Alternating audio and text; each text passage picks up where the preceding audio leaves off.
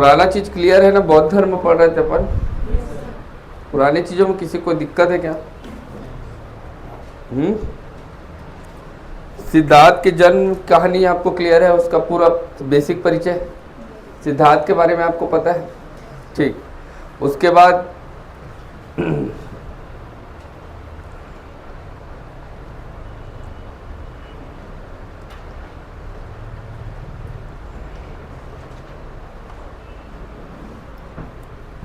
चलिए लिखिएगा बुद्ध की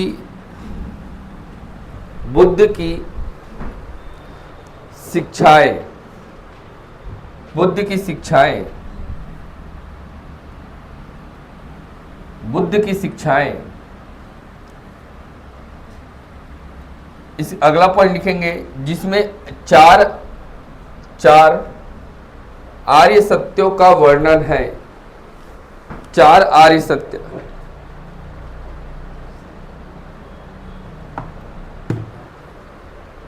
ठीक है, चार आर्य सत्यों का वर्णन है। ठीक है बेटा? ठीक, देखिएगा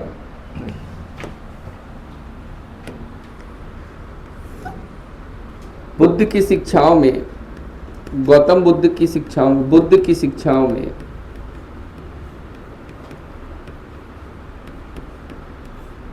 चार आर्य सत्य का वर्णन है।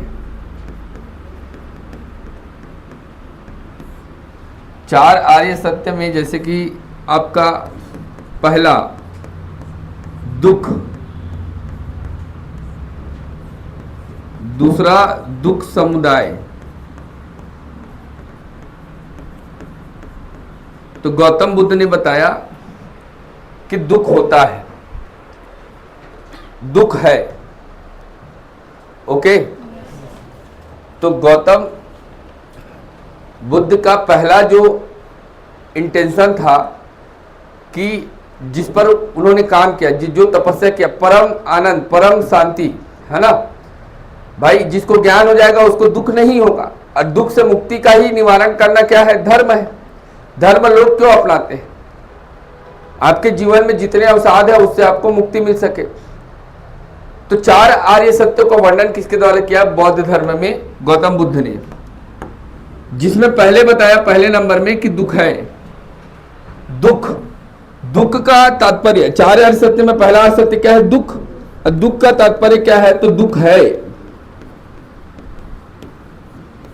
दुख होता है। क्लियर? तो दुख होगा तो दुख किसी न किसी कारण से होगा। दुख किसी न किसी कारण से होगा। तो पहला दुख है, दूसरा दुख समुदाय, मतलब दुख का कारण होगा।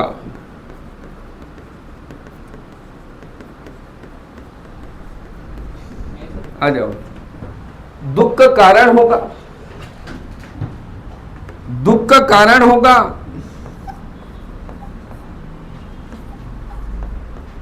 तो दुख का निवारण भी किया जा सकता है। तो दुख का निवारण करने के लिए दुख निरोध, क्या बोल रहा हूं? दुख निरोध। चौथा दुख निरोध गामिनी प्रतिपदा। बुद्ध की शिक्षाओं में चार आर्य सत्यों का वर्णन है, जिसमें चार आर्य सत्य में क्रमशः पहला दुख है, दूसरा दुख आपका क्या है? समुदाय। दुख, दुख समुदाय, दुख निरोध गामिनी प्रतिपदा, जिसमें यह बताया गया है कि जीवन में दुख होता है और इसी दुख को बौद्ध धर्म में समाप्त करने की प्रक्रिया बताई गई है। तो भाई दुख समाप्त कैसे होगा? तो पहले आपको दुख के बारे में पता हो, जीवन में दुख होता है। और दुख किसके कारण होता है? तो दुख का समुदाय होता है। दुख समुदाय कहने का मतलब दुख का कारण होगा। दुख कारण होगा तो वो दुख खत्म किया जा सकता है, खत्म करने का प्रयास करना। दुख निरोध, दुख को खत्म किया जा सकता है। क्लियर? तो दुख खत्म किया जा सकता है। तो कैसे किया जाएगा? तो आप अष्टांगिक मार्ग को अपना सकते हैं। अष्टांगिक मार्ग को अपनाकर दुख को समाप्त कर सकते हैं। जैसे कि उदाहरण, समझ रहे बात को? इसको रियल लाइफ से जोड़ना है, आपको बौद्ध धर्म को फील करना पड़ेगा ना। तो मैंने बोला कि दुख है। एक एग्जांपल लेते हैं। जैसे मान लीजिए मेरे पास दैनिक जीवन की आवश्यकता है कि मेरे को 2 टाइम का खाना, रहने के लिए घर, पहनने के लिए कपड़ा चाहिए। अब मेडिकल सुविधाएं भी मूलभूत है ना, हमारे मूलभूत जरूरतें में आ चुकी है। फंडामेंटल नीड्स है हमारी मेडिकल फैसिलिटीज। एजुकेशन हमारी फंडामेंटल फैसिलिटी है। आप अपने बच्चे को स्कूल में नहीं पढ़ा पा रहे हो तो आपको दुख लगेगा कि मैं अपने बच्चे को स्कूल में नहीं पढ़ा पा रहा हूं। आप अगर अपने परिवार के किसी भी व्यक्ति का इलाज नहीं करा पा रहे हैं तो आपको दुख लगेगा। तो दुख, जैसे मान लीजिए मैंने क्या किया, धन का संचय करके रखा। एक एग्जांपल बता रहा हूं, मनमाने पैसा जोड़ जोड़ कर रखा हूं। अब उस पैसे का उपभोग नहीं कर रहा हूं, तो जरूरत से ज्यादा पैसा मैंने संचय कर लिया, मैं उसका उपभोग नहीं कर पा रहा हूं, तो मेरे दुख का कारण बनेगा। झूठ बोला, गलती से एक बार मैं बोला, मान लीजिए कि कल मैं क्लास नहीं ले पाऊंगा, कल मेरा पेपर है, आज तो मेरे को रायगढ़ में घूमते हुए देख लिए। एक एग्जाम्पल की बात कर रहा हूं। तो फिर क्या होगा? मैं तुमसे फिर दूसरा झूठ बोलूंगा, अरे यार मेरा ट्रेन कैंसिल हो गया था तो मैं जा नहीं पाया। झूठ पर झूठ बोलूंगा और कहीं ना कहीं अवसादों से फंसूंगा। तो अवसादों से फंसूंगा तो दुख का कारण बनेगा। कहने का मतलब क्या है कि कभी भी जीवन में दुख होता है तो उसके कुछ ना कुछ कारण होते हैं। तो गौतम बुद्ध ने बताया, बुद्ध की शिक्षाओं में पहले 4 आर्य सत्यों का वर्णन किया गया। 4 आर्य सत्य में पहला जो था वो था दुख। दुख होता है, जीवन में दुख होता है, तो दुख किसी न किसी कारण से होता है, दुख समुदाय होता है और उस कारण को खत्म किया जा सकता है। उसके लिए तुम क्या करो, मेरे अष्टांगिक मार्ग को अपना लो, ऐसा गौतम बुद्ध कहता है। अष्टांगिक मार्ग पर चलकर जीवन के हर एक मोड़ पर जब आप अष्टांगिक मार्ग को अपनाते हो तो आसानी से दुख को समाप्त किया जा सकता है। लिखिए चारों। बौद्ध की शिक्षाएं में 4 आर्य सत्यों का वर्णन है।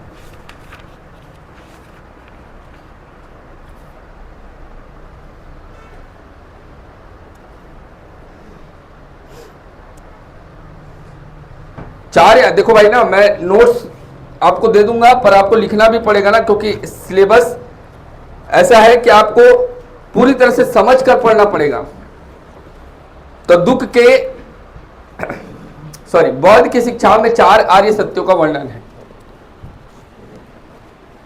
जिसको चत्वारी आर्य सत्य भी कहा जाता है। चत्वारी मतलब 4,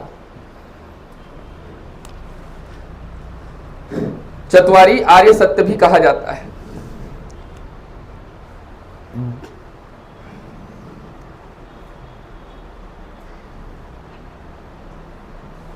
चत्वारी आर्य सत्य भी कहा जाता है।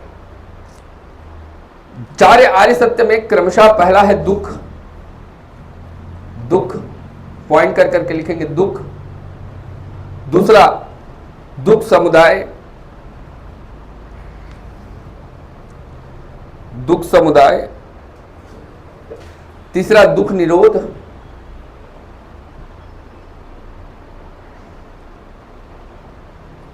चौथा दुख निरोध प्रतिपदा, गामिनी प्रतिपदा।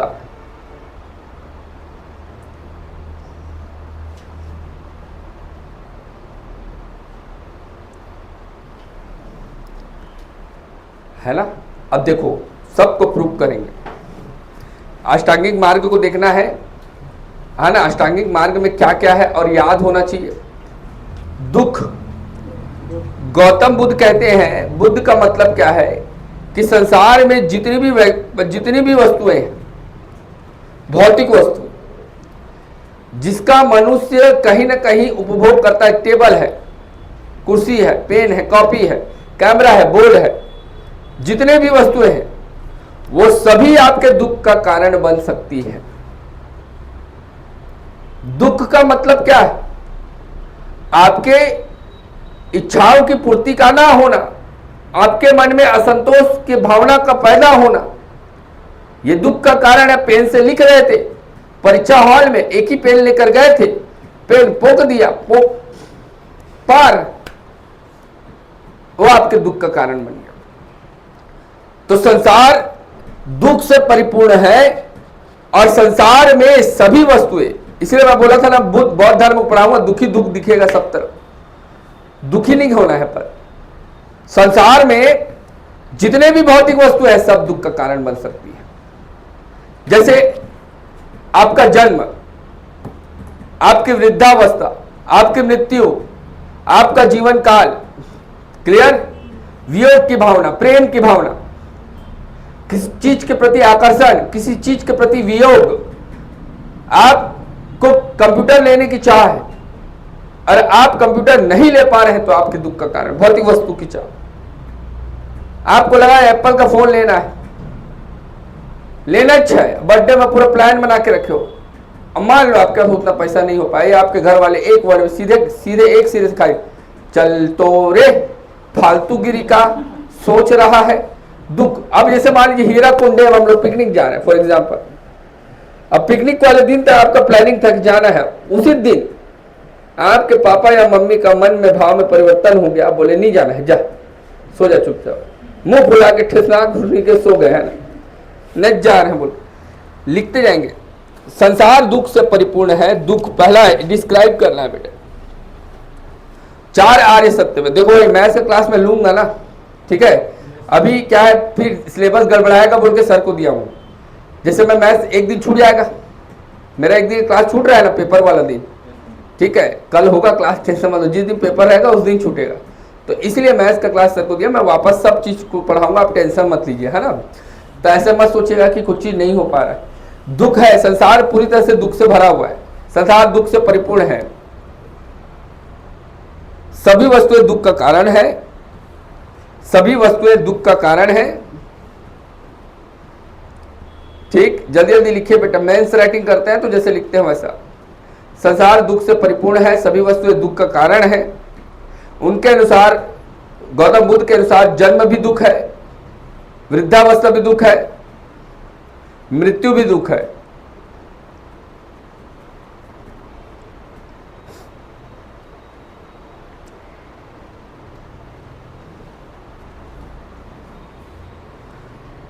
ठीक, प्रेम दुख है, वियोग दुख है।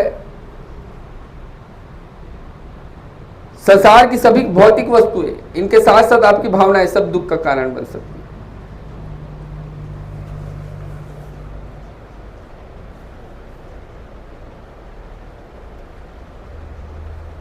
ठीक, तो हमको समझ में आया गौतम बुद्ध के अनुसार कि जीवन के 4 आर्य सत्य में पहला है दुख। दुख, तो आप लोग सोचिए, अगर आपके जीवन में दुख आ रहा है तो मतलब दुख एग्जिस्ट करता है, सैडनेस, उदासी, है ना, आपकी पीड़ा, ये सब दुख है। तो दुख होता है,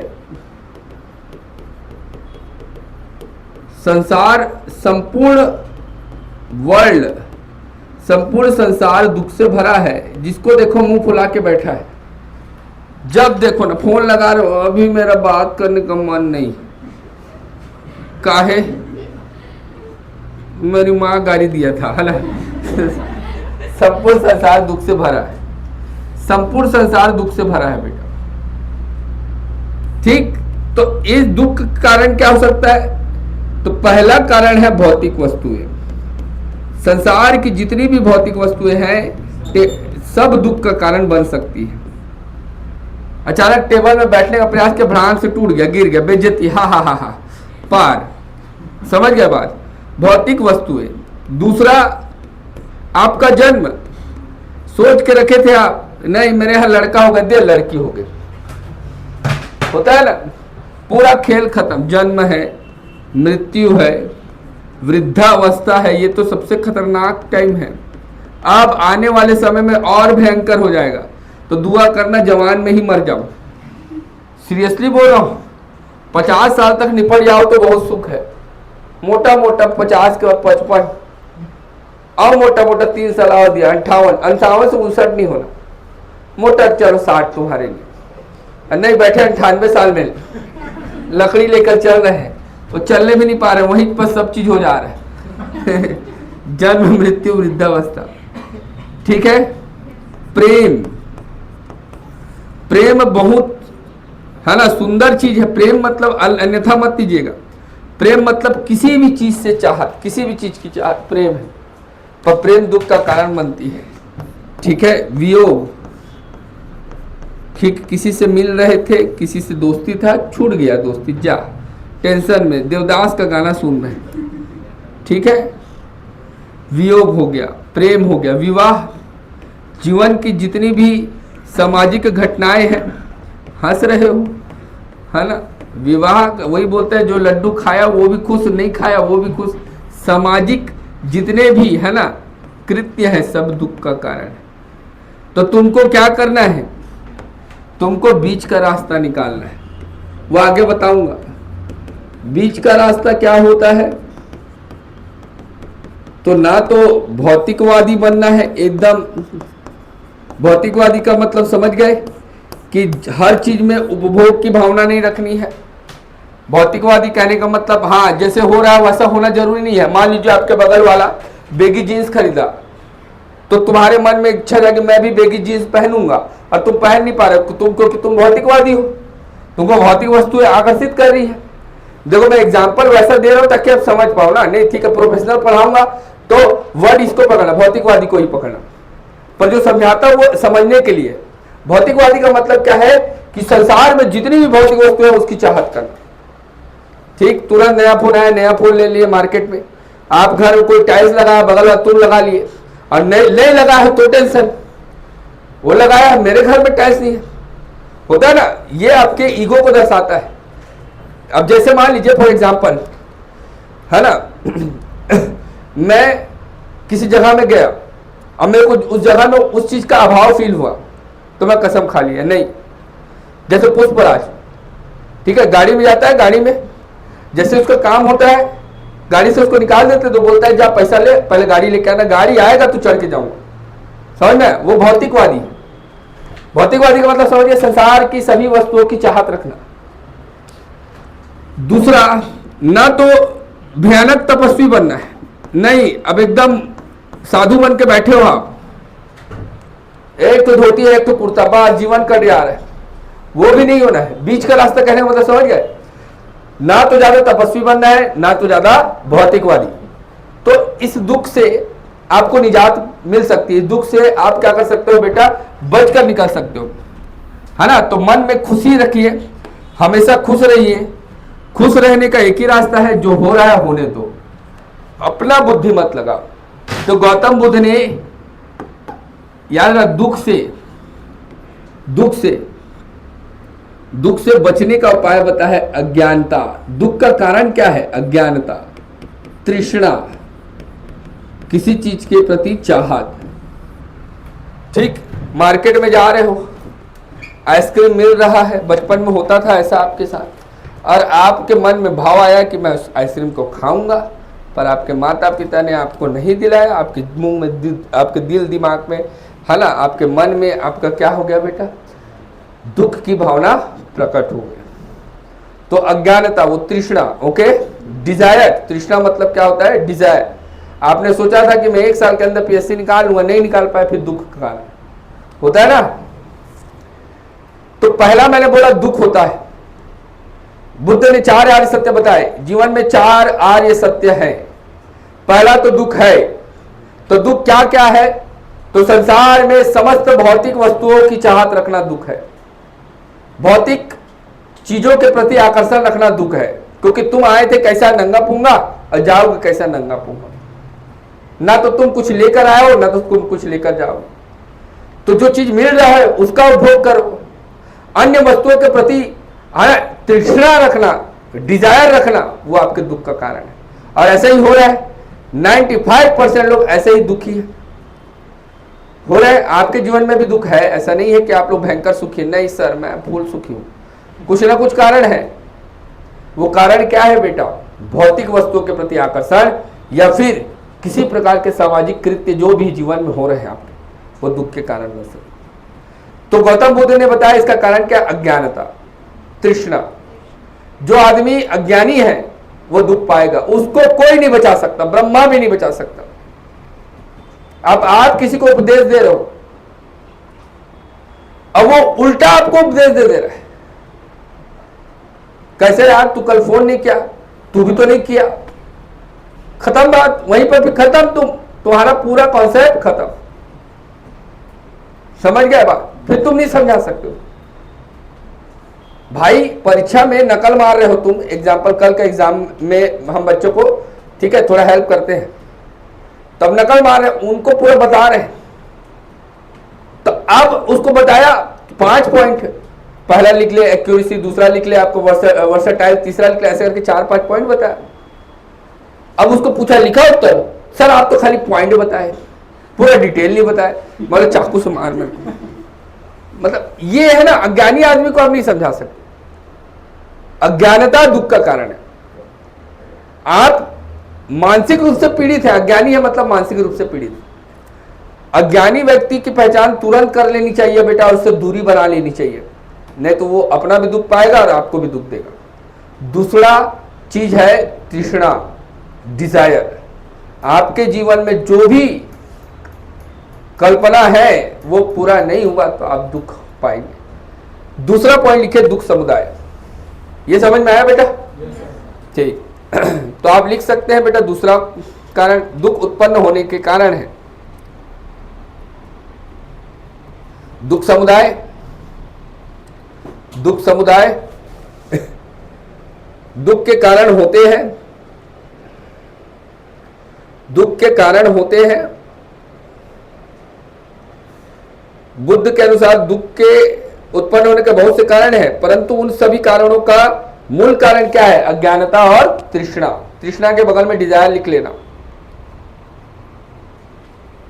इसलिए तो प्रेमानंद महाराज क्या बोलते हैं? तृष्णा से आसक्ति उत्पन्न होती है, और आसक्ति आपके मन में क्रोध की भावना पैदा करती है। क्रोध की भावना आपके अहंकार को दर्शाती है। अहंकार से आप फिर क्या करते हैं? युद्ध करते हैं, फिर रक्तपात करते हैं या किसी को गाली देते हैं। मोर कठोरी राख ले 4 दिन से, वो तृष्णा को दर्शाता है। समझ में आया? आसक्ति को दर्शाता है। क्लियर? तो दुख कारण है, दुख कहीं ना कहीं किसी न किसी कारण से उत्पन्न होता है, और उसके बहुत सारे मूल कारण हो सकते हैं, पर उसके 2 प्रमुख मूल कारण हैं, एक तो अज्ञानता और एक तृष्णा। जैसे मान लीजिए आप किसी को माफ कर दिए तो आप ज्ञानी हैं। जैसे आप रास्ते से जा रहे थे, भेल पूरी खा रहे थे, उसको मिर्ची लग गया, ठीक, अब वो वहीं पर आपको 2 शब्द बोल दिया, आपके मन में गुस्सा आया, आप फिर उसको 2 शब्द बोल दिए। वहीं पर आप ज्ञानवान रहते तो आप जानते कि ये मूर्ख है, ये प्राणी मूर्ख है, इसके मुंह से ऐसे ही वर्ड निकलेगा, वहां पर मैं मूर्खता ना करूं, मैं आगे बढ़ जाऊं, तो वहीं पर दुख समा। क्लियर? अंधे का बेटा अंधा। तो दुर्योधन उस समय अंधा नहीं हुआ जब वो द्रौपदी बोली, दुर्योधन उस समय अंधा जरूर बन गया जब वो रिएक्ट किया। तूने मेरे को अंधा बोला, तेरे को बताता हूं, और उसी कारण महाभारत का युद्ध हो गया। दुख का कारण बना, कितना रक्तपात। दुख के कारण क्या है? अज्ञानता। जैसे मेरे को कोई बोलेगा कुछ भी, और वो मेरे सामने नादान है, बच्चा है, मान लीजिए कुछ कमेंट कर रहा है मेरे को लेकर, एज ए टीचर मैं हूं, और मान लीजिए कुछ बोल दिया है, तो वहां पर ये मेरी ज्ञानता या मेरी परिपक्वता होनी चाहिए कि मेरे को उसके साथ किस प्रकार से बर्ताव करना है, या उसको किस तरह से टेकल करना है, यह अज्ञानता है। अगर मैं उसके साथ वैसे ही व्यवहार कर रहा हूं तो अज्ञानता है। अगला लिखे दुख निरोध। दुख निरोध, दुख निरोध, ये दोनों पॉइंट को हाईलाइट किए। दुख के कारण में मूल कारण क्या है? तृष्णा और अज्ञानता। दुख निरोध, दुख को रोका जा सकता है।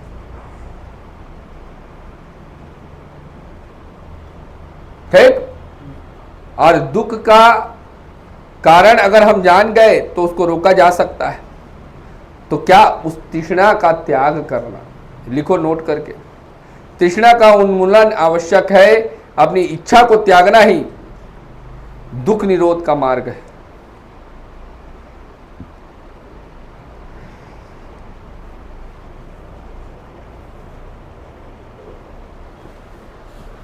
क्लियर है डियर? गौतम बुद्ध ने बताया कि संसार के समस्त दुख के मूल कारण क्या है? सबसे पहले तो अज्ञानता। जो व्यक्ति ज्ञान नहीं प्राप्त किया, ज्ञान मतलब ऐसे नहीं कि 4 डिग्री पकड़ लिया और अपने माँ बाप को चिल्ला रहे हैं। मैं मान लीजिए डॉक्टर की उपाधि प्राप्त कर लेता हूँ, ER DR सब लिख लेता हूँ, इंजीनियर हूँ अभी, अब उसके आगे डॉक्टर है, मान लीजिए PhD कर लिया, ER DR राहुल राज गुप्ता। अब बहुत लोग समझ रहे हैं कि ये हाँ ज्ञानवान है, ये आपका बहुत ही ज़्यादा समाज में प्रतिष्ठित आदमी है, और जाके मेरी मम्मी को क्या सब्जी बनाया हो, फालतू का सब्जी बनाया, हटाओ इसको यहाँ से। होता है ऐसा? वो किसको दर्शाता है? अज्ञानता को। दूसरा आपकी तृष्णा। तृष्णा अर्थात डिजायर, इच्छा। डिजायर कहने का अर्थ क्या है बेटा? इच्छा कहने का अर्थ क्या है? आपने जो कल्पना की उस कल्पना की पूर्ति ना होना। आपने सोचा कि पार्टी में जाऊंगा और मस्त से ब्लेजर पहन कर जाऊंगा, ब्लेजर में चटनी गिर गया, 3 इडियट टाइप का, फिर चिल्लाना शुरू कर दिया, मेरी 5 लाख की ब्लेजर, ऐसा समझ में आया? तो वो क्या है? आपकी तृष्णा की पूर्ति नहीं हो रही। इस सब से बचने के लिए गौतम बुद्ध ने कहा कि मेरे द्वारा जो भी बताया गया अष्टांगिक मार्ग है उसको आप अपनाइए और समस्त दुख का निवारण कीजिए। अष्टांगिक मार्ग को अपनाना है। क्लियर? अष्टांगिक मार्ग को 3 स्कंद में बांटा गया है। कितने स्कंद में? 3। 1 2 3 4 5 6 7 और 8।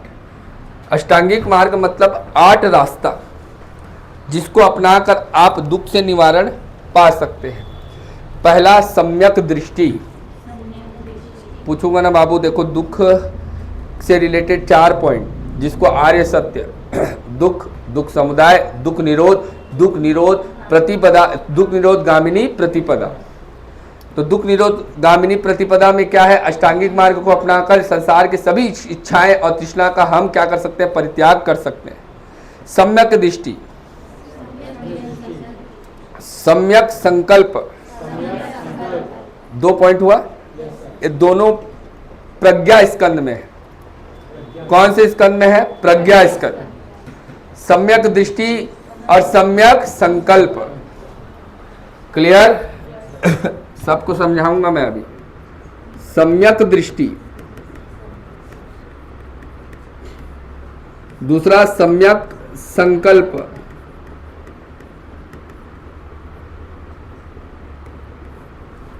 सम्यक दृष्टि, सम्यक संकल्प, हो गया? सम्यक दृष्टि, सम्यक संकल्प, ये दोनों कौन से स्कंद में है? प्रज्ञा स्कंद में। याद रहेगा 3 स्कंद में बांटे हैं बोला हूं। यहां से क्वेश्चन है ना बेटा, याद रखना, सारी चीजें क्वेश्चन का जोन है। प्रज्ञा स्कंद में सम्यक दृष्टि का अर्थ क्या समझ पा रहे हैं आप लोग? इफ यू आर एनालाइजर, अगर आप एनालाइज कर सकते हैं तो क्या समझ पा रहे हैं? ही ना? सही देखना। कुछ गलत नहीं हो, मतलब कि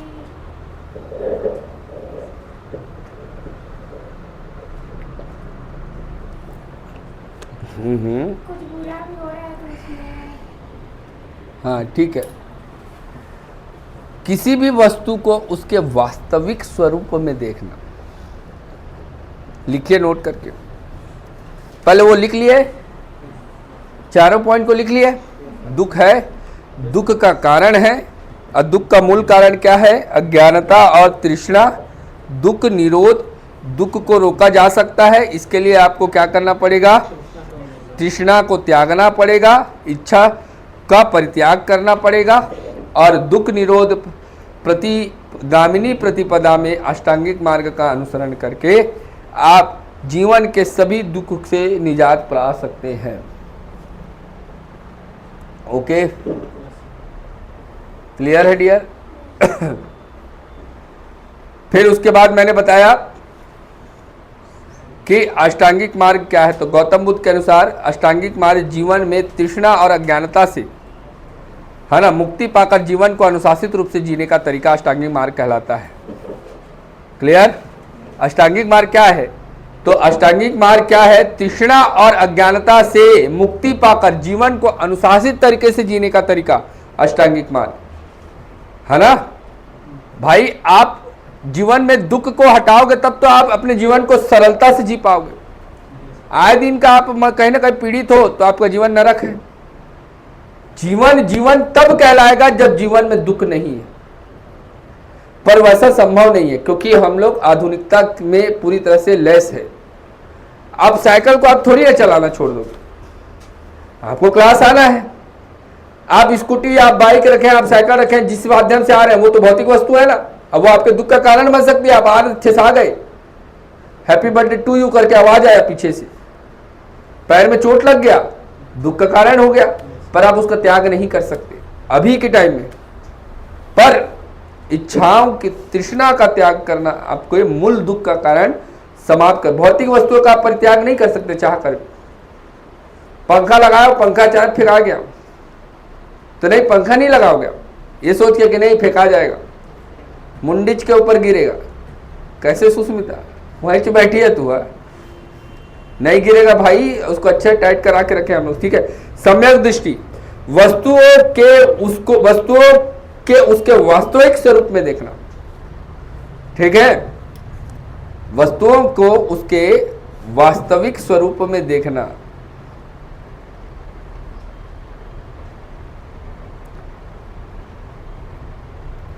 दूसरा, सम्यक संकल्प, भौतिक सुखों के प्रति आकर्षण का परित्याग करना।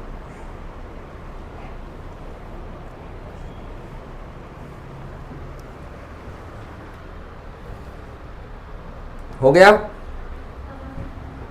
भौतिक सुखों के प्रति आकर्षण का परित्याग करना। भौतिक सुखों के प्रति आकर्षण का परित्याग करना। संकल्प क्या है कि भाई मैं किसी चीज के लिए आसक्त नहीं होऊंगा। लाइट गोल हो गया, आपके दुख का कारण है। भगवान कसम बहुत मच्छर है, पंखा नहीं चल रहा, भौतिक सुख है वो, उसके लिए प्रैक्टिस करना। लाइट चले भी जाए तो आने वाले समय के लिए हम तैयार है। मान लीजिए इस संसार से ही इलेक्ट्रिसिटी नाम का चीज ही खत्म हो गया, पुराना काल आ गया, चिमनी वाला काल, पंखा वाला काल, हाथ पंखा चलता था उस समय। ये सब थोड़ी इलेक्ट्रॉनिक डिवाइस थोड़ी था, ये तो हमने अपने भौतिक सुख के लिए बनाया, तो हमको उससे प्रिपेयर रहना चाहिए, गौतम बुद्ध कह रहे हैं। दूसरा है सील स्कंद। क्या बोल रहा हूं? सील स्कंद। सील स्कंद में 3 मार्ग को बताया गया है। पहले लिखे सील स्कंद। सील स्कंद, सील स्कंद।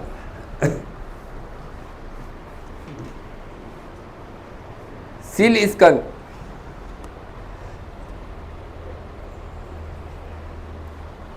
ठीक।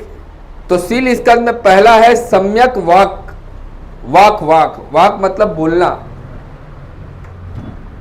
सम्यक वाक, सच बोलना, हमेशा सच बोलना, सदा सच बोलना, सम्यक वाक।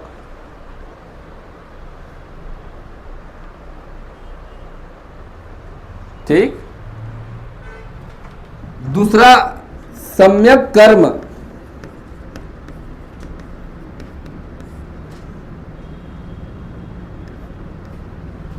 सदा सत्य कर्म पर चलना या सदा सत्य कर्म करना। तीसरा है सम्यक आजीविका। सम्यक आजीविका। आजीविका कहने का मतलब है जीवन जीने का तरीका, जिसके लिए आप जिस रास्ते को अपनाते हो, है ना। तो सदाचार पूर्वक आजीविका अर्जित करना, आपके जीवन जीने का आधार, रोजगार आपका, व्यवसाय आपका, ठीक। तो सबसे पहले प्रज्ञा स्कंद में 2 पॉइंट, सम्यक दृष्टि, सम्यक संकल्प। शील स्कंद में 3 पॉइंट, सम्यक वाक्य, सम्यक कर्म और सम्यक आजीविका। तीसरा है समाधि स्कंद। समाधि स्कंद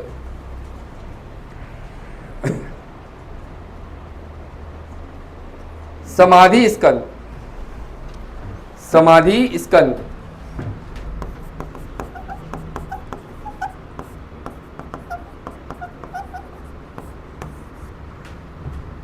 तो सम्यक व्यायाम, व्यायाम दोनों प्रकार का, मानसिक शारीरिक दोनों, ठीक। तो नैतिकता व आध्यात्मिक उन्नति के लिए, नैतिकता मतलब आपके जीवन में नित्य कर्म आप कर सके, और आध्यात्मिक उन्नति के लिए सतत प्रयास करना। सतत मतलब कंटिन्यूअस व्यायाम करना, योगा करना, प्राणायाम करना, अनुशासन से आपका, ठीक है, आध्यात्मिक नित्य कृत्य करना, ईश्वर की स्तुति करना, प्रार्थना करना, ब्रह्मांड यूनिवर्स की प्रार्थना करना। समझ में आ रहा है? ताकि आपके मन में नैतिकता का भाव जागृत हो। किसी को आप ठेस दुख पहुंचाने का प्रयास मत करो। कई लोग होते हैं जबरन, जानवर जाते रहते हैं उनको मार देते हैं। जबरन कोई साइकिल में जा रहा है उसको 1 लात मार दिए, देखना फेंका जाता है बेचारा बुजुर्ग आदमी, किसी को परेशान कर, वो अनैतिकता है। तो ये क्यों है? क्योंकि आपके अंदर अज्ञानता का भाव है। और अज्ञानता क्यों है? क्योंकि आप अपनी चीजों को आध्यात्मिक और नैतिक तरीके से जोड़ नहीं पाए, क्योंकि आप व्यायाम नहीं कर। व्यायाम का मतलब एक्सरसाइज नहीं है। एक्सरसाइज किस तरीके का? मेडिटेशन। एक्सरसाइज किस तरीके का? बॉडी का पूरा, अनुलोम विलोम, है ना, या फिर जो भी वर्कआउट आप करते हैं, सारी चीजें। तो आपको सम्यक व्यायाम करना चाहिए समाधि स्कंद में, पहला पॉइंट। दूसरा, सम्यक स्मृति, मिथ्या धारणाओं का परित्याग करना चाहिए। झूठी चीजें कोई बोल दिया और आपके मन में वो बैठ गया, नहीं राहुल साहब मेरे बारे में ऐसा बोल रहे थे, अब वो बैठे अच्छे, तो खत्म, दुख का कारण है। मिथ्या धारणाओं का परित्याग करना, वास्तविक धारणाओं का स्मरण करना, सम्यक स्मृति, सम्यक समाधि, सम्यक स्मृति, सम्यक समाधि।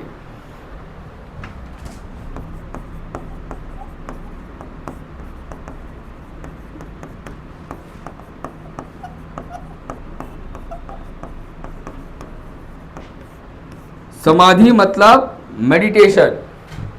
समाधि मतलब मन की एकाग्रता। मन पूरी तरह से एकाग्र होने चाहिए। अब सोचिए, क्या आप इन 8 रूट्स को प्रैक्टिस कर सकते हैं, अपने जीवन में अपना सकते हैं?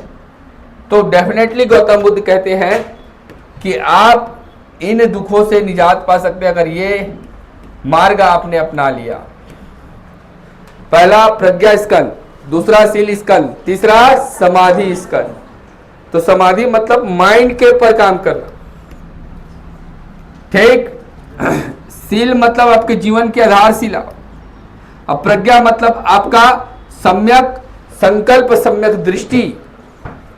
भाई आप किसी चीज को की वास्तविकता को नहीं देख पा रहे हैं तो आप अज्ञानी हैं। सारे रिश्ते नाते, सारे आपके जो नेचर से जुड़े हुए चीज है, भौतिक वस्तु, आप केवल धरती को केवल आपका जमीन ही समझ रहे हो तो गलत है। आप पेड़ को केवल पेड़ ही समझ रहे हो तो गलत है। आप उसकी जीवन में भूमिका को समझिए। सम्यक दृष्टि का मतलब क्या है? वास्तविक स्वरूप में देखना। पेड़ केवल पेड़ नहीं है, वो हमारे आने वाली पीढ़ी और हमारी पीढ़ी के लिए क्या है बेटा? जीवन जीने का आधार है, ऑक्सीजन का सोर्स है। आज ऑक्सीजन सिलेंडर हमको खरीदना पड़ रहा है क्योंकि हम पेड़ों की कटाई कर रहे हैं। पर्याप्त रूप से ऑक्सीजन रहेगा तो घुटन होगा क्या? नहीं। सम्यक दृष्टि, उसको उसके वास्तविक, सभी वस्तुओं को उसके वास्तविक स्वरूप में देखना। यह संकल्प लेना, सम्यक संकल्प लेना कि हाँ मैं क्या करूंगा बेटा? भौतिक सुखों के प्रति आकर्षण को त्याग दूंगा। जितने भौतिक सुख है उनको त्याग दूंगा। पहले तो ये दृढ़ संकल्पित हो जाइए। गौतम बुद्ध कहते हैं कि पहले वास्तविक स्वरूप में दिखे कि आप एक क्या है? माटी के पुतले हैं। आपको एक टास्क दिया गया है, आपको यहां से शुरू करके यहां खत्म करना है। समझ गए? एक जर्नी दी गई है, उसमें जीना है। आप उस जीवन जीने में आप कंपटीशन की भावना को ले आए, प्रतिस्पर्धा को ले आए। मैं अच्छा शर्ट पहना नहीं हूं, वो अच्छा शर्ट पहना है। मैं अच्छा नहीं खा रहा हूं, वो अच्छा खा रहा है। मेरे पास अच्छा गाड़ी नहीं है, उसके पास अच्छा गाड़ी है। तो भौतिक सुखों के प्रति आकर्षण आपके मन में आया और यही भौतिक सुख आपके दुख का कारण बन गया। इसीलिए आपको क्या करना है, न्यूट्रल मोड पे ये संकल्पित करना पड़ेगा, ये आपको कहीं ना कहीं अपनाना पड़ेगा कि हाँ, मैं भौतिक चीजों का परित्याग करूंगा और क्या करूंगा, जो मुझे मिल रहा है उसको मैं नित्य से आपका सत्य तरीके से कर्म करूं। सम्यक दृष्टि, किसी वस्तु को उसके वास्तविक स्वरूप में देखना कि वो एक्चुअल में है, जो वो है वो वही है, उसके अलावा और वो कोई दूसरा चीज नहीं है। दूसरा संकल्पित होना, संकल्पित होना मतलब भौतिक वस्तुओं का परित्याग करना। तीसरा वाक, सत्य बोलना। चौथा कर्म, सत्य कर्म करना। आपको पढ़ाने का टास्क दिया है तो आप पूरी ईमानदारी से पढ़िए। आपको मान लो कहीं पर कोई काम कर रहे हैं, जैसे अकाउंटेंट है तो अकाउंटेंसी को आप बराबर तरीके से कीजिए, कहीं मैनेजर है तो मैनेजर को आप बराबर तरीके से कीजिए, तो आपके जीवन में दुख नहीं आएगा। और यहीं पर आप गलत करेंगे तो फिर आप दुख का कारण बनेंगे। सत्य वाक्य, सत्य कर्म। अब मान लीजिए आप सत्य नहीं बोल रहे, उल्टा सीधा बोल रहे हैं, भड़काऊ भाषण दे रहे हैं। दिव्या सुन रही है तू, उस दिन ना ऐसा ऐसा हुआ था, जबरदस्ती बोल दिया, तो सत्य कर्म नहीं है, फिर वो दुख का कारण बनेगा। सम्यक आजीविका, आजीविका मतलब अपने जीवन को जीने के लिए आपको जो जो चीज दिया गया है, ठीक है, वो आजीविका है। जैसे रोजगार, जैसे व्यवसाय, तो ऐसे रोजगार को करना जो आपके लिए क्या हो बेटा, सत्य और सही मार्ग पर हो। पता चला मुर्गा काटने का काम शुरू कर दिया कई लोग कर रहे हैं ना, नहीं पैसे कमाना है बोल के आपने अपनी नैतिकता को गिरा दिया। तो नैतिकता, अपने जीवन में नैतिकता, अज्ञानता को गिराकर आपको आजीविका नहीं चलानी है। पर आज की डेट में ऐसा करना मुश्किल है, पर करोगे तो दुख नहीं मिलेगा। फिर ये तीनों समाधि के प्रोसेस है। व्यायाम, तो कैसा है व्यायाम, ताकि आपकी नैतिकता, आध्यात्मिकता का जागरण हो सके, आपके मन में नैतिक भाव आए, लोगों का कल्याण हो, विश्व का कल्याण हो, मेरे बच्चे अच्छे पढ़कर आगे बढ़े। नहीं खाली पैसे कमाने का उद्देश्य रहेगा तो भी गलत है। व्यायाम करने का मतलब क्या है, मेरे को ऐसा प्रैक्टिस करना है कि मेरे को हर चीज में आपको बेस्ट बनाना है। अनुलोम विलोम करना, प्राणायाम करना, समाधि में आपका किसी प्रकार से अपने अष्ट चक्र को, अपने मूलाधार को जागृत करना। और क्या करना बेटा, तो नैतिक काम करना, पेड़ लगाना, जल देना, समझ में आ रहा है, धूप से बचने के उपाय बताना लोगों को, मतलब अच्छे कर्म करना। व्यायाम का मतलब ये नहीं है कि केवल आप जिम जाकर बॉडी बना ले रहे। जिम जाकर बॉडी बनाना व्यायाम का संबंध नहीं है। व्यायाम का संबंध है आध्यात्मिक और नैतिक, दोनों का उन्मूलन करना, दोनों का विकास करना। आपके शारीरिक और मानसिक विकार अगर हैं गंदे तो कुछ नहीं हो सकता। गंदा खाओगे, गंदा बोलोगे, गंदा बोलोगे, गंदा होगा। ठीक है। सम्यक स्मृति, जो भी मिथ्याभासी चीजें हैं जीवन में, झूठी चीजें हैं, उनको तुरंत परित्याग करना है। आपके जीवन में कोई दुख आया बचपन में, मान लीजिए आज से जब आपसे 10 साल पहले आपके जीवन में कोई दुख आया, भयंकर दुख, हम बहुत सारी लाइफ की जर्नी से गुजरते हैं। जैसे आज भी मुझे याद आ जाता है कभी कभी, क्योंकि मैंने इसका प्रैक्टिस नहीं किया है। तो आज से 5 साल पहले मेरे जीवन में कोई घटना घटी थी, फिर मैं उस समय सेंटिमेंटल होकर बैठ जा रहा हूं। मैं अपना उदाहरण इसलिए दे रहा हूं ताकि आप समझ पाए। ऐसा मेरे साथ नहीं होता है, भाड़ में जाए बोलता हूं, मैं सो जाता हूं। समझ रहे हो? 5 दिन पहले कुछ हुआ है और उसको अभी तक लेकर रो रहे हो तो दिक्कत है बेटा। और वो सबसे बड़ा दिक्कत है, बता दे रहा हूं। एक सिरे से 1 सेकेंड में छोड़ने की शक्ति जिसके पास है उसको कोई नहीं रोक सकता। छोड़ना मतलब, कहने का मतलब तुरंत परित्याग करना, जो चीज गया उसको हटाओ। सम्यक स्मृति कहने का मतलब मिथ्याभासी चीजों का परित्याग कर देना। अब क्या आगे, क्या जो बीत गया वो तो वापस आएगा नहीं। मेरे पास करोड़ों की प्रॉपर्टी थी, नहीं मेरे पास बंगला था ना भाई, है क्या? नहीं, तुरंत छोड़ने की शक्ति। फिर से रजनीकांत जैसे सिक्का उछालूंगा, फिर से अपना ब्रह्मास्त्र बनाऊंगा, ऐसा एटीट्यूड रहना चाहिए। गिर गए कोई दिक्कत नहीं, जीवन में गिरोगे नहीं, ये तो कहीं लिखा नहीं है, गिरना तय है। पहला चीज, मैं तो शुरू से बोल रहा हूं बेटा, क्लास की स्टाइल, पहला चीज ये, जीवन का सबसे बड़ा पाप यह है दुखी होना। जो आदमी दुखी जीवन जी रहा है वो सबसे बड़ा पाप कर रहा है। भगवान ने आपको कितना स्वस्थ बनाया, आंखें हैं, कान है, नाक है, मुंह है, बाल है, सब अच्छे से है आपका बॉडी का हर एक ऑर्गन, और उसके बाद भी आप दुखी है, तो ये तो बहुत कठिन चीज है भैया। भगवान भी बोलता है कैसा कैसा आदमी बना दिया यार। सम्यक स्मृति, मिथ्याभासी चीजों का परित्याग, जीवन में घटित घटनाएं जो कि आपके जीवन में पीड़ा कारण बनी, उसको तुरंत एक सिरे से परित्याग करना, विद इन अ सेकेंड छोड़ने की शक्ति जिसके पास है, वो है सम्यक स्मृति, सम्यक समाधि। समाधि कहने का मतलब माइंड का एकाग्र होना जरूरी है। मैं अपने माइंड को एनालाइज करता हूं, जैसे मैं कोई बुक पढ़ रहा हूं, तो मैं बहुत प्रैक्टिस करता हूं बेटा, तो पढ़ते पढ़ते मेरा दिमाग उधर भाग गया, होता है जनरली। क्या हो रहा है ये बोलता हूं, खुद मंथन किया करो ना, कोई दूसरा आके मंथन नहीं करेगा आपके जीवन में। तुमको अच्छा कपड़ा पहनना है, तुमको प्रयास करना पड़ेगा, तुमको अच्छा दिखना है, तुमको प्रयास करना पड़ेगा। नहीं तुम्हारे पापा आके तुमको पहनाएंगे ऐसा पॉसिबल नहीं, तुम्हारी मम्मी आके पहनाएंगे ऐसा पॉसिबल, तुम्हारे भाई आके पहनाएंगे ऐसा पॉसिबल नहीं। तुमको खुद अपनी पर्सनालिटी को ऐसा इंप्रूव करना पड़ेगा कि मैं अच्छा पहनूं, अच्छा दिखूं, अच्छा बोलूं, अच्छा गाऊं, अच्छा खाऊं। समझ में आ रहा है बात? इसके लिए क्या करना पड़ेगा? समाधि, माइंड का एनालिसिस। सबसे बड़ा खेल क्या है? माइंड। जिसका मन, इसीलिए तो बोलता हूँ कम से कम 10 से 15 मिनट शांति से बैठ जाया करो दिन भर। मोबाइल सोबाइल दुनियादारी सब कुछ होता, रिश्ते परिवार, घर परिवार, सेटिंग दुनियादारी सब साइड। 15 मिनट कम से कम मेरा चुपचाप बैठ जाना, अंधेरे में उजाले में जहां भी, साइलेंट दो। माइंड को भी तो टाइम दो, रिलैक्स दो। सोने के अलावा कम से कम जब जाग रहे हो तब तो माइंड को एकाग्र करो। सम्यक दृष्टि क्या है? सम्यक दृष्टि, सम्यक संकल्प, दोनों किसमें है? प्रज्ञा स्कंद, शील स्कंद, सम्यक वाक, सम्यक कर्म, सम्यक आजीविका। हो गया?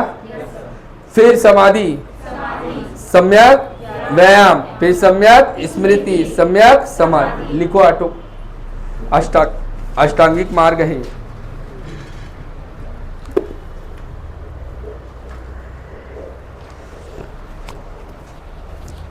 एक कॉलम में इसका, एक कॉलम में अष्टांगिक मार्ग, एक कारण में उसका अर्थ, 3 कॉलम बनाएंगे।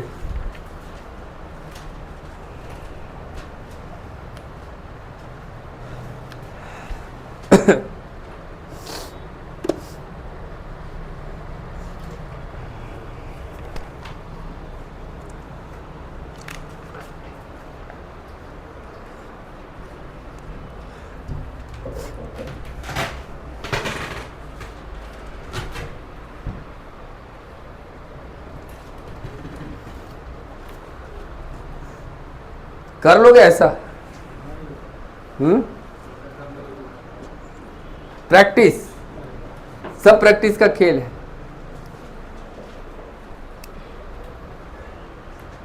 सब प्रैक्टिस का खेल है बेटा, दुनिया में सब प्रैक्टिस का खेल है। जो जितना प्रैक्टिस किया वो उतना आगे बढ़ा।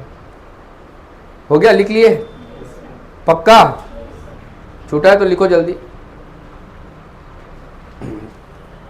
तो फिर से बोल रहा हूं, गौतम बुद्ध ने 4 आर्य सत्यों का वर्णन किया। 4 आर्य सत्य में पहला है दुख, दूसरा है दुख समुदाय। जीवन में दुख होता है, दुख एग्जिस्ट करता है, तो दुख एग्जिस्ट करता है वो किसी न किसी कारण करता है, पर सामान्यतः जो मूल कारण बताया गया अज्ञानता, अज्ञानता और तृष्णा, भौतिक वस्तुओं के प्रति आकर्षण, भौतिक वस्तुओं के प्रति आपकी इच्छा, आपकी डिजायर, ये मूल कारण है अज्ञान, आपका दुख का, अज्ञानता और तृष्णा। इनको दूर करने के लिए है ना कुछ ना कुछ उपाय है, तो आपको भौतिक वस्तु के प्रति क्या करना पड़ेगा? अपने आकर्षण का त्याग करना पड़ेगा। दुख निरोध है ना, जब दुख है तो दुख को खत्म किया जा सकता है, तो खत्म कैसे करें? तो दुख निरोध गामिनी प्रतिपदा, मतलब अष्टांगिक मार्ग को अपनाकर तृष्णा आसक्ति जैसी चीजों को आप परित्याग कर दीजिए। अब अष्टांगिक मार्ग क्या होता है? तो इसके लिए 3 स्कंदों का वर्णन किया गया, प्रज्ञाशील और समाधि, जिसको 8 मार्ग के द्वारा डिस्क्राइब किया गया है। 8 मार्ग है, तो पहला है सम्यक दृष्टि, सम्यक संकल्प। ठीक, वस्तुओं को उसके वास्तविक स्वरूप में देखो कि ये केवल आपका भौतिक वस्तु है ना, केवल भौतिक वस्तु है, ये मेरा वस्तु है, ये तेरा वस्तु है, ये आपके दुख का कारण है। भाई मेरे पास बाइक है और किसी को हॉस्पिटल जाना है, और उस समय अगर मैं अज्ञानता का प्रदर्शन करता हूं, नहीं मैं अपना गाड़ी नहीं दे सकता, दैट मीन्स वो दुनिया का सबसे अज्ञानी व्यक्ति है। अगर आपके वस्तु से किसी का भला हो सकता है तो आप तुरंत भला कीजिए, वो आपके ज्ञानता को प्रदर्शित करेगा। नहीं, मैं भौतिकवादी हूं, ये मेरा गाड़ी है मैं नहीं दूंगा, ये मेरा बाइक है मैं नहीं दूंगा, ये मेरे घर का पानी है मैं नहीं पिलाऊंगा, ये सब दुख का कारण है। किसी वस्तु को उसके वास्तविक रूप में देखना। दूसरा, भौतिकवादी चीजों का परित्याग करना, ये संकल्प लेना। तीसरा, सत्य नित्य वचनों को बोलना। चौथा, सम्यक कर्म करना। सम्यक कर्म कहने के बाद सत्य कर्म करना, जो सही है उस कार्य को करना। सम्यक आजीविका, जीवन जीने के लिए, जीवन जीने के लिए जितने माध्यम को आप अपना रहे हो वो सब सत्य नित्य कर्म पर आधारित होना चाहिए। व्यायाम, आध्यात्मिक तथा नैतिकवादी, नैतिकता को बढ़ाने का प्रयास करना, उसके लिए व्यायाम करना। स्मृति, मिथ्याभासी चीजों का परित्याग कर देना। समाधि, मन की एकाग्रता बहुत जरूरी है, मन की एकाग्रता बहुत ही ज्यादा जरूरी है। बोलो हुआ? देखो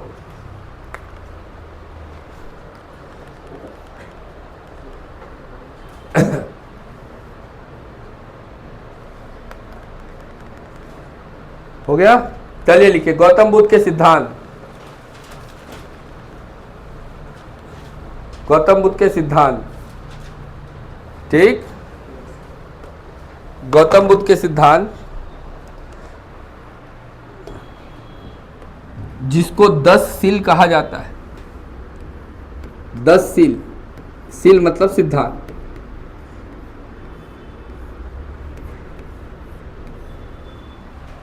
क्या क्या हो सकता है आपके अकॉर्डिंग?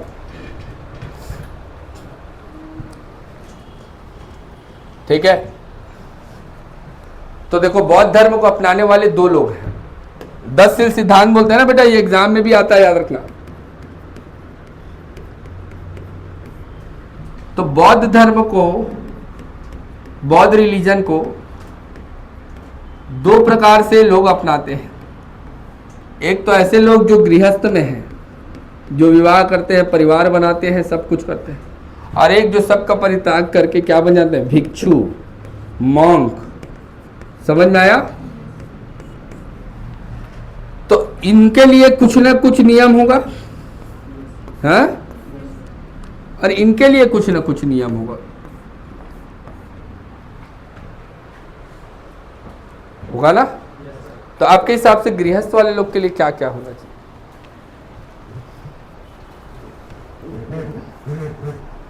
बोर थोड़ी लग रहा है? सीखने की ललक रहेगी तो बोर नहीं लगेगा, नहीं तो लग सकता है।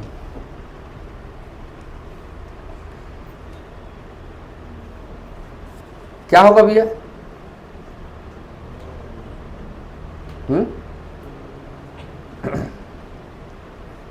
10 सिद्धांत में गृहस्थ वाले लोग के लिए क्या क्या सिद्धांत हो सकता है अकॉर्डिंग टू यू? कुछ तो सोचिए। आप मान लीजिए बुद्ध हैं,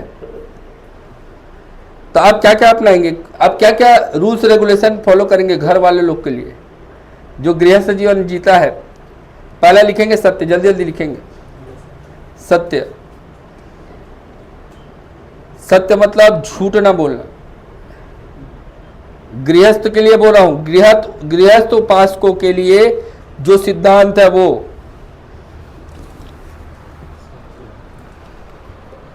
गृहस्थ उपासकों के लिए, गृहस्थ उपासकों के लिए पहला सत्य है। सत्य मतलब झूठ ना बोलना। दूसरा अहिंसा, अहिंसा, हिंसा ना करना।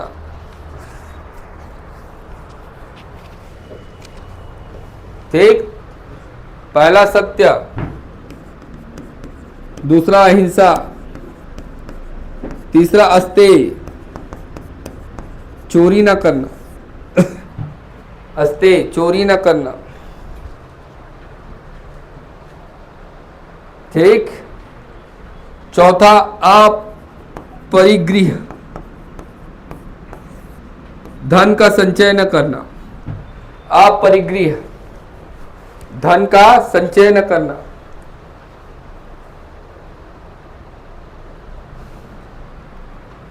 व्यभिचार न करना, व्यभिचार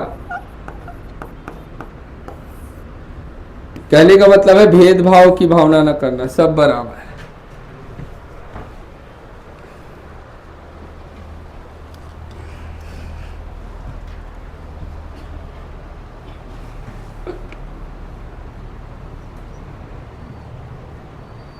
क्लियर?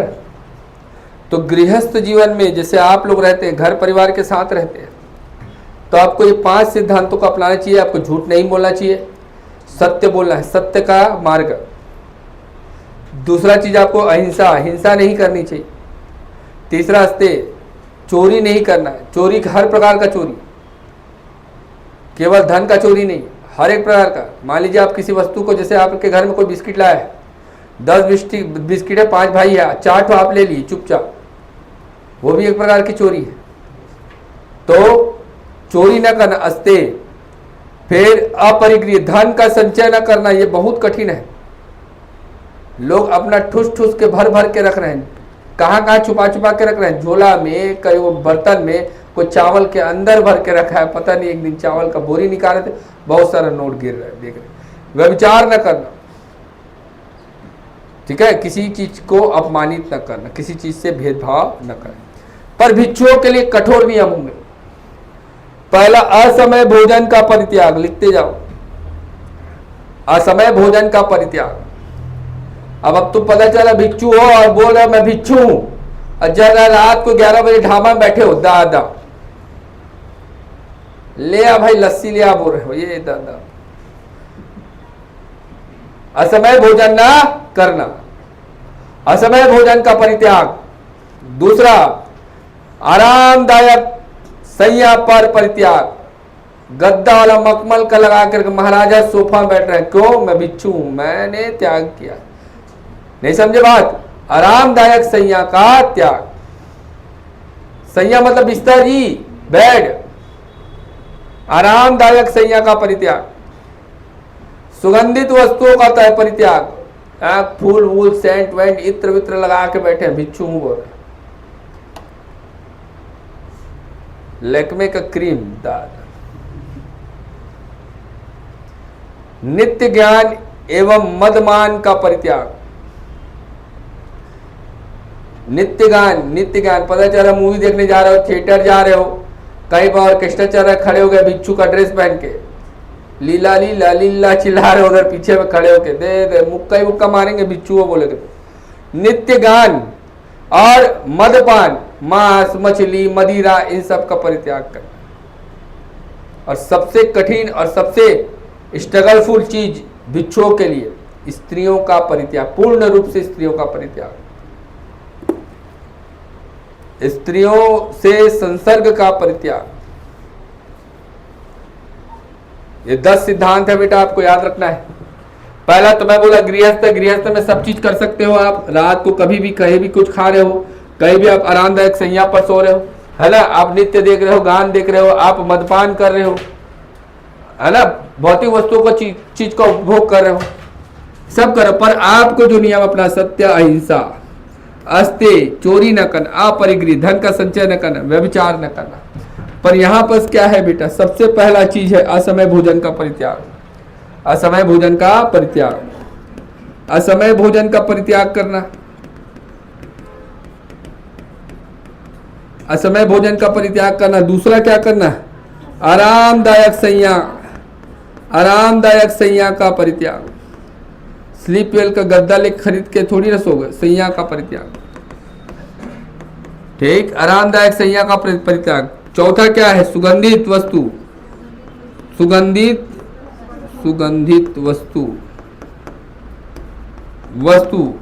का परित्याग। और नित्य नहीं देखना है, गान नहीं देखना है, मदपान नहीं करना है, ठीक। और लास्ट में क्या है, स्त्रियों का संसर्ग नहीं करना, पूर्ण तरह संसर्ग, ठीक, का परित्याग। ठीक है बेटा, देखो ध्यान से।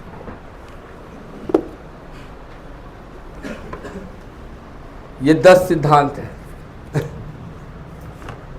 याद होने चाहिए। लिखो अगला पॉइंट, बौद्ध धर्म में 3 रत्नों का वर्णन है। बौद्ध धर्म में 3 रत्नों का वर्णन है।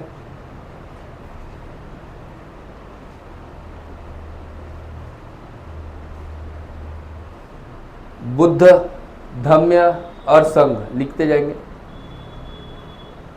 बौद्ध धर्म में 3 रत्नों का वर्णन है, बुद्ध, धम्म और संघ।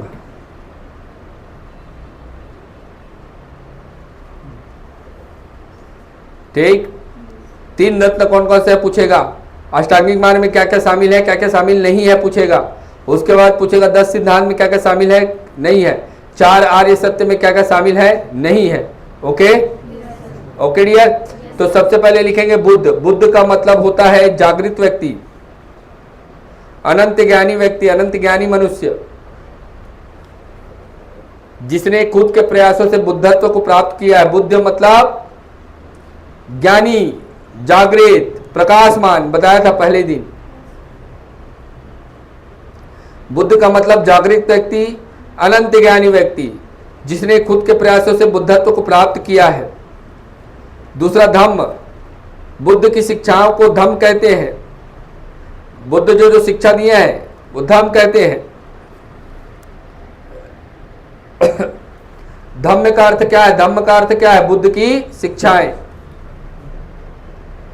संपूर्ण बौद्ध धर्म धम्म पर आधारित है, मतलब गौतम बुद्ध की शिक्षाओं पर आधारित है। संघ का अर्थ होता है मठ व्यवस्था। संघ का अर्थ होता है मठ व्यवस्था। संघ का अर्थ होता है मठ व्यवस्था। कहने का मतलब है कि बौद्ध भिक्षुओं और बौद्ध उपासकों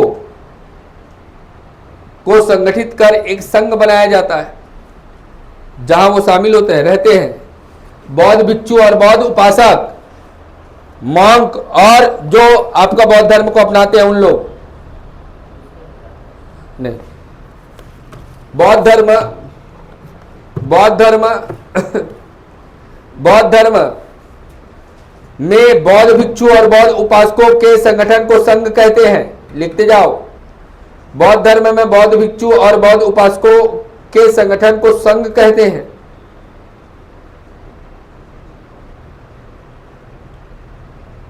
ओके, ध्यान से देखिए बेटा।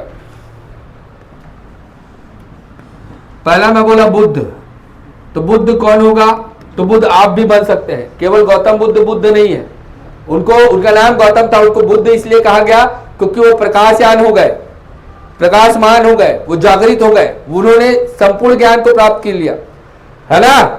अपने प्रयासों से, अपने अभ्यासों से, अपने मेडिटेशन को कर करके संपूर्ण ज्ञान को प्राप्त करने वाला, संपूर्ण ज्ञान को प्राप्त करने वाला नॉलेजेबल पर्सन,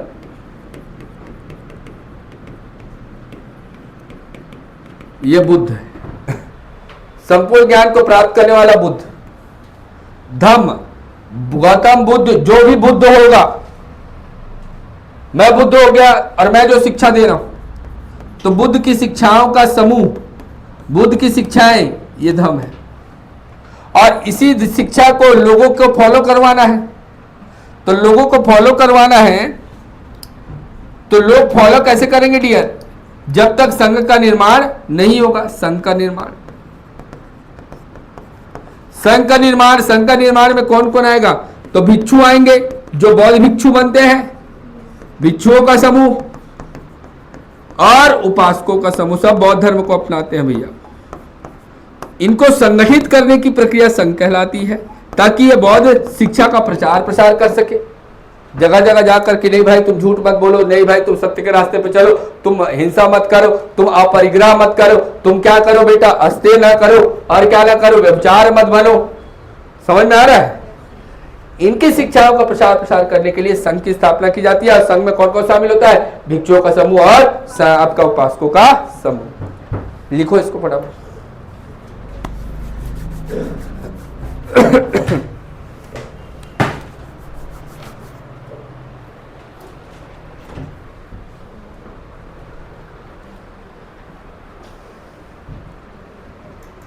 हो गया।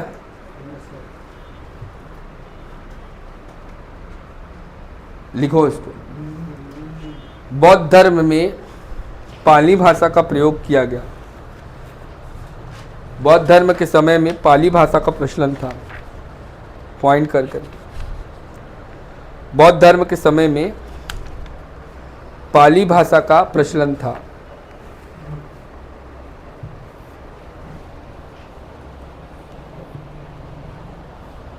जो लिखवा रहे उसको लिखो, फिर बाद में बोर्ड का लिखना है ना, ठीक।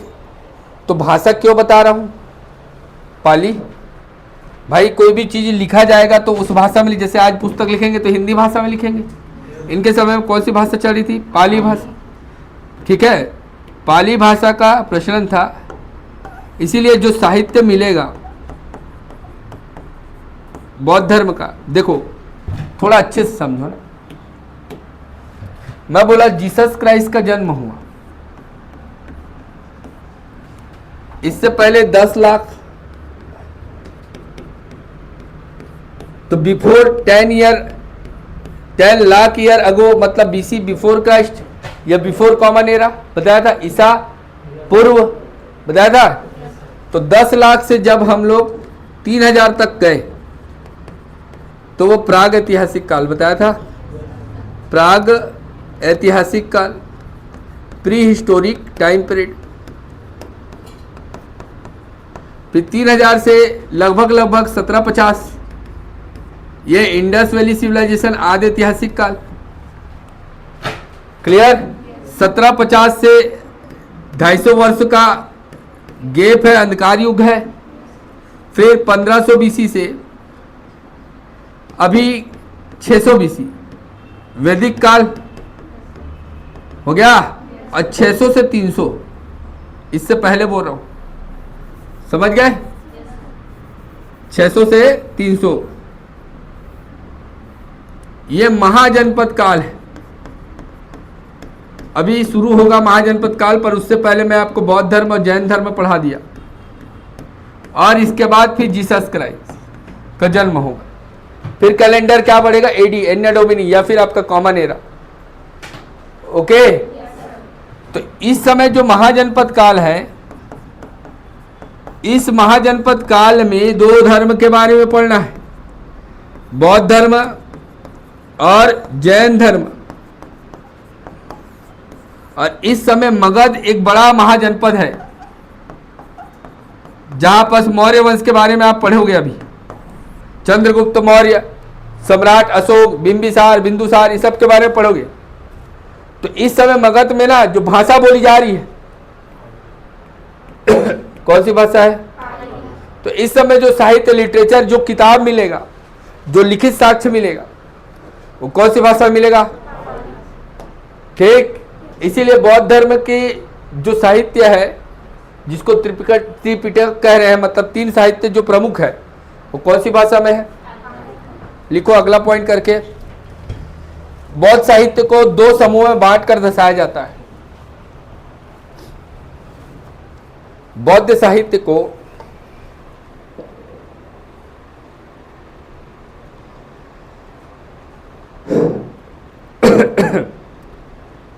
दो समूह में बांट कर दर्शाया जाता है। पहला लौकिक साहित्य और दूसरा अलौकिक साहित्य।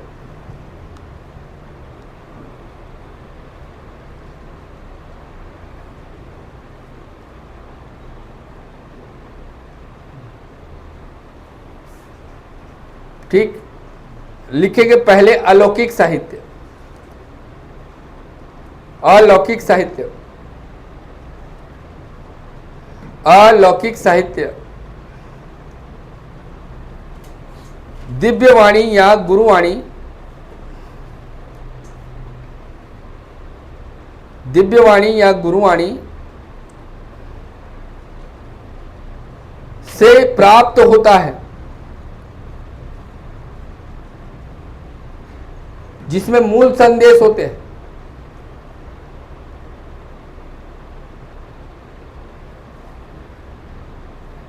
ठीक। दूसरा लौकिक साहित्य,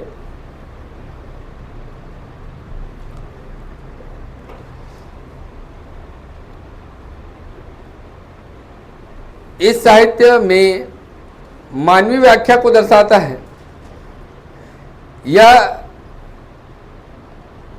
अलौकिक साहित्य की मानवीय व्याख्या को दर्शाता है, ऐसा लिखो, यह अलौकिक साहित्य की मानवीय व्याख्या को दर्शाता है। अलौकिक साहित्य की मानवीय व्याख्या को दर्शाता है, जिसमें धर्म की व्याख्या होती है। अब थोड़ा समझिए,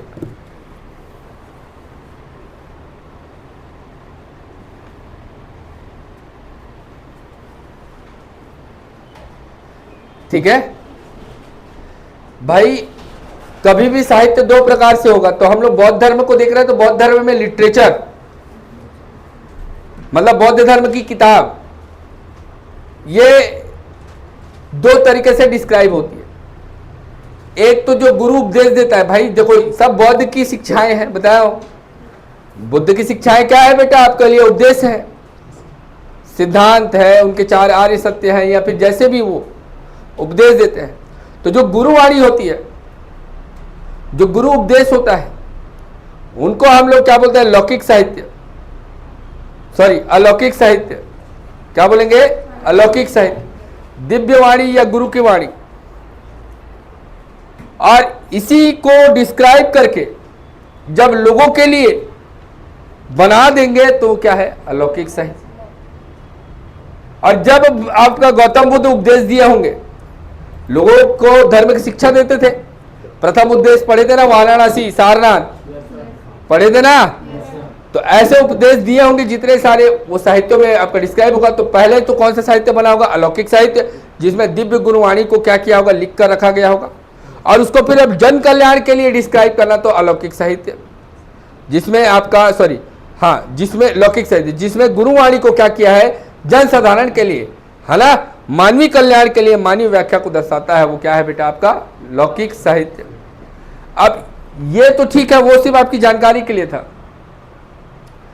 यहां पर 3 प्रकार के साहित्य है। त्रि का अर्थ होता है 3।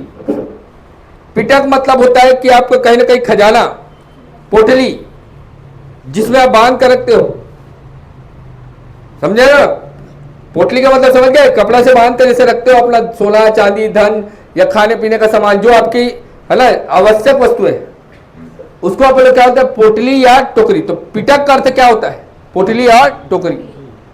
तो 3 धर्म साहित्य है जो बौद्ध धर्म से रिलेटेड है, और तीनों के तीनों बहुत ही महत्वपूर्ण है। उनको जो पढ़ेगा वो बौद्ध धर्म को जानेगा।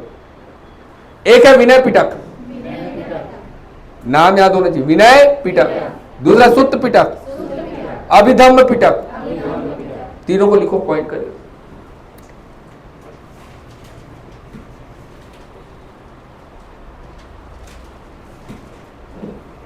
यहां से क्वेश्चन आता है बेटा ना, जल्दी जल्दी लिखिए, फिर छोड़ूंगा क्लास।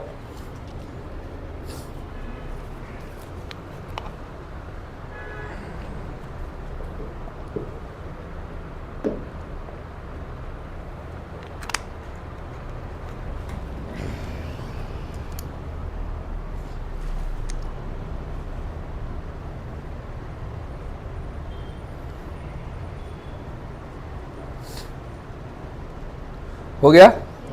विनय पिटक को लिखो, पिटकों का लघुत्तम स्वरूप माना जाता है, सबसे छोटा स्वरूप।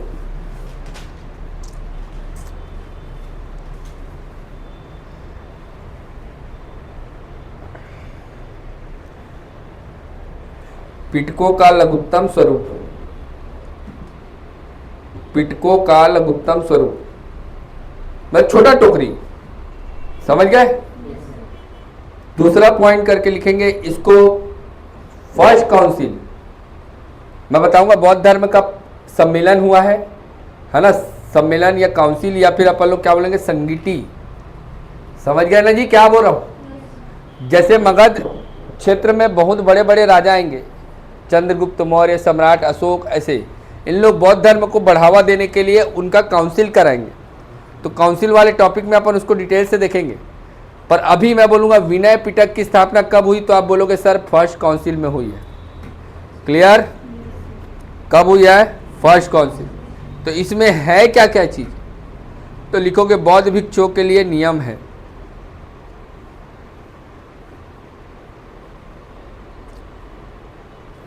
बौद्ध भिक्षुओं के लिए नियम है। बौद्ध भिक्षुओं के अनुशासन हेतु नियमों का संकलन किसमें है बेटा? विनय पिटक में। समझ में आया? पिटक मतलब क्या है? पोटली या फिर टोकरी, मतलब एक बोलना चाहिए कि शिक्षाओं का समूह है वो, जिसको हम लोग क्या बोलते हैं? विनय पिटक। और ये सब पाली भाषा में है। इसका संकलन कब किया गया था? फर्स्ट काउंसिल में। फर्स्ट काउंसिल में इसको छोटा या लघुत्तम आपका पिटक कहते हैं। और इसमें बौद्ध भिक्षुओं की शिक्षाओं के लिए, उनके अनुशासन के लिए नियम कानून है। ओके, इसको उपाली के द्वारा संकलित किया गया था।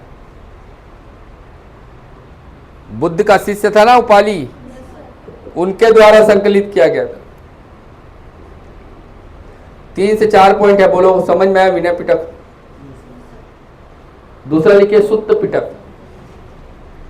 सुत्त पिटक, सुत्त पिटक पिटकों में सबसे बड़ा, बृहदम, लार्जेस्ट, बृहत्तम, बड़ा, लार्जेस्ट पिटक। ठीक है, इसको भी फर्स्ट काउंसिल में संकलित किया गया था। संकलित किया गया था फर्स्ट काउंसिल।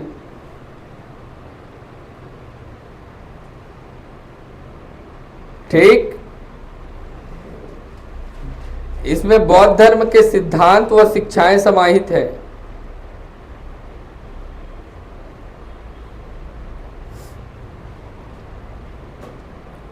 ठीक है, इसको 5 निकायों में बांटा गया है।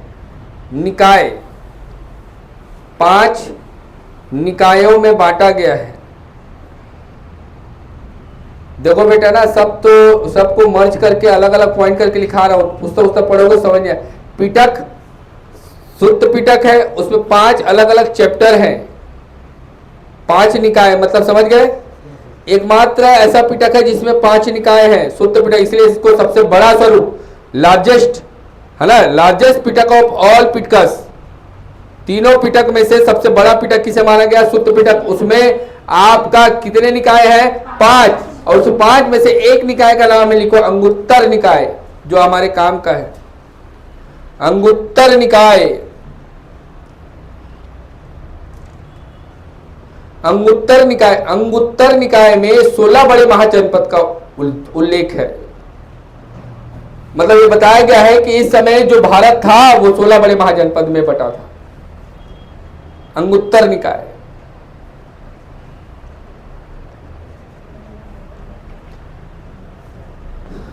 अंगुत्तर निकाय सुत्त पिटक के 5 निकाय में से एक है अंगुत्तर निकाय, जिसमें 16 बड़े महाजनपद में बटा हुआ है, ये बताया गया है। तो आपसे क्वेश्चन पूछेगा सुत्त पिटक के कौन से निकाय में 16 बड़े महाजनपद का उल्लेख मिलता है, तो आप क्या बोलोगे? अंगुत्तर निकाय। अगला लिखो अभिधम्म पिटक। पिटकों में मध्यम,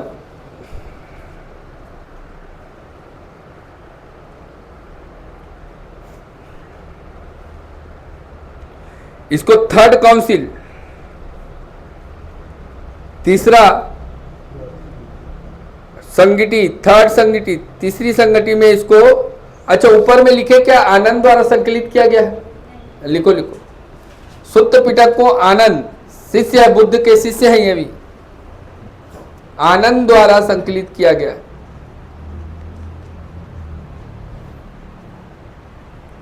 आनंद द्वारा संकलित किया गया है। आनंद कौन है? गौतम बुद्ध के शिष्य। लास्ट में अभिधम्म पिटक, पिटकों में मध्यम है, तीसरी संगति को इसको संकलित किया गया है। ठीक है, इसमें लिखोगे आध्यात्मिक व दार्शनिक विचारों का संकलन है, फिलॉसफी है समझो ये। बुद्ध के आध्यात्मिक और दार्शनिक उपदेशों का संकलन है। ठीक है, बाकी नोट्स में लिखा है ना, ये सब अपन देख चुके हैं। अभी ये बचा हुआ है इस सब को मैं पढ़ाऊंगा। इस समय कौन राजा था, ठीक, इसको देखो, अभी खत्म कर ही देते हैं ना। देखो देखो बेटा, 4 बार काउंसिल हुआ है बौद्ध धर्म के। जो संगीटियां हैं, जो अभी मैं बता रहा था, सम्मेलन कितने बार हुआ है? 4 बार। फर्स्ट काउंसिल 483 ईसा पूर्व, ठीक, 483 ईसा पूर्व में किसका मृत्यु हुआ था? गौतम बुद्ध का। तो उस समय सब भिक्षु लोग इकट्ठा हुए। उस समय जो मगध क्षेत्र का राजा था वो था अजातशत्रु। हर्यक वंश का राजा, हर्यक वंश के राजा कौन थे? अजातशत्रु, जिसको पितृहंता वंश कहते हैं, बताया था ना। और राजगिरी में सम्मेलन हुआ था, याद रखना बेटा, महाकश्यप। अध्यक्ष कौन बने थे? महाकश्यप। ये चारों पॉइंट क्वेश्चन है। पहला काउंसिल कब हुआ? 483 बीसी। ओके। दूसरा स्थान कहाँ है? राजगिरी। इस समय कौन राजा गद्दी पर? देखो भाई, संगीति कराएगा तो राजा कौन गद्दी पर बैठा था? अजातशत्रु। कौन से वंश का राजा है? हर्यक वंश। ओके। अजातशत्रु गद्दी पर बैठा था। इसको महाकश्यप इस समय अध्यक्ष बने। इस संगीति को लीड कौन कर रहा था? महाकश्यप। ओके। दूसरा बौद्ध काउंसिल कब हुआ? 100 साल बाद, 383 ईसा पूर्व। 100 साल बाद वैशाली, कुंडलग्राम वैशाली पढ़े हो ना। सबकामी अध्यक्ष कौन है? सबकामी। इस समय जो राजा था वो याद का शिशुनाग वंश का राजा था, कालाशोक। अजातशत्रु और कालाशोक। उसका 255 ईसा पूर्व पाटलिपुत्र पतरा में हुआ। ये याद रखना। इस समय मगध साम्राज्य के मौर्य वंश के राजा कौन थे? अशोक। और इस समय इसको लीड किया था मुंगालीपुत्र टिस। मुंगालीपुत्र टिस अध्यक्ष बने, 255 ईसा पूर्व। ओके। और चतुर्थ काउंसिल हुआ जो फर्स्ट सेंचुरी, 7वीं शताब्दी।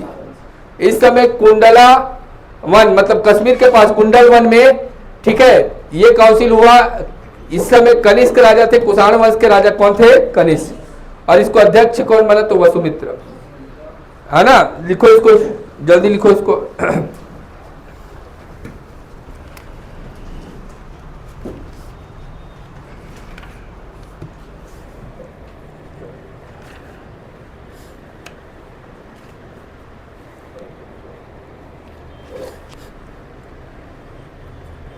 कल एक बार और बता दूंगा, अब कल से जैन धर्म शुरू कर देंगे, है ना। महायान, हीनयान, ये सब 2 शाखाएं, ये सब बता के, ठीक है, अपन लोग जैन धर्म शुरू कर देंगे। बौद्ध संगति पहला 483, दूसरा 383, 255, फिर फर्स्ट सेंचुरी। ऐसे डेट याद करना। यहाँ से क्वेश्चन आता है बेटा। राजगिरी, वैशाली, पाटलिपुत्र और कुंडलवन, अजातशत्रु, कालाशोक, अशोक और कनिष्क, महाकश्यप, सबकामी, मुगलीपुत्र 30, वसुमित्र और अश्वघोष।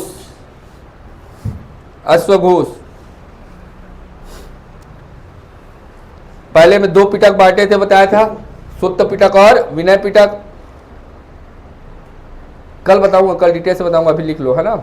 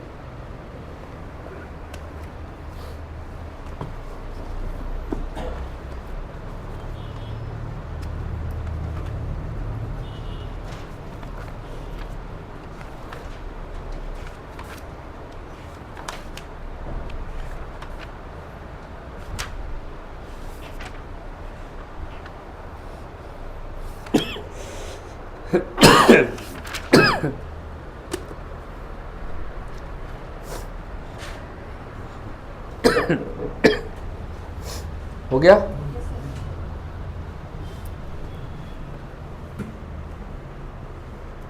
इसको लिखेंगे गौतम बुद्ध के जीवन संबंधित घटना और उसके प्रतीक चिन्ह।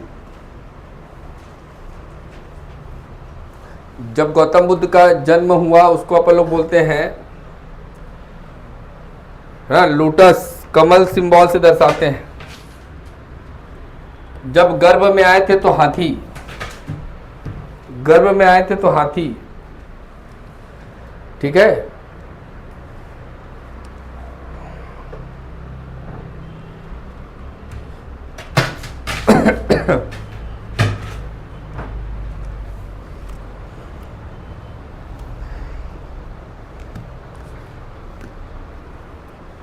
बुद्ध का जन्म जब हुआ कमल, पहले देखो गर्भ धारण किए, गर्भ में आए, माता के गर्भ में आए तो क्या सिंबल से दर्शाया गया? हाथी, ठीक। बुद्ध का जो जन्म हुआ वो कमल है।